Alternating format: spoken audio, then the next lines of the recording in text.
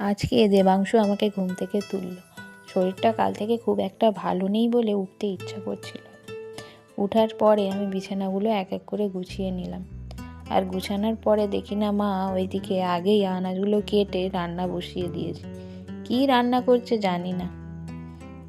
আর উনুনে রান্না করছে আজকে। আমি গ্যাসে করি আর উনুনে করে।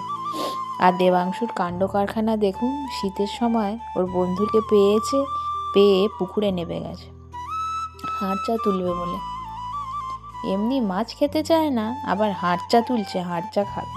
ধুর, কে রান্না করবে? আজকে রান্না করবই না। হাড়চা কাটাটা প্রচুর ঝামেলার কাজ।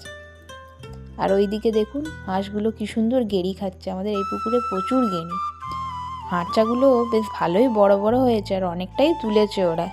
থাক, জল দিয়ে রেখে দেবো, ভালো থাকবে, কালকে রান্না করব। আর বিকেলে শরীরটা একটু ভালো হতে কালকে ও আর ওর বাবা দুজনে জুতো কিনে নিয়ে এসেছিল।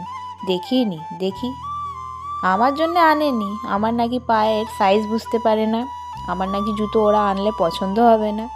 খুব কিপটে। আমার জন্য কিছু আনতে গেলে কিছু না কিছু অজুহাত। নিজেদের জন্য ঠিক নিয়ে আসুক। আর এইদিকে আবার জিজ্ঞেস করছে কেমন হয়েছে।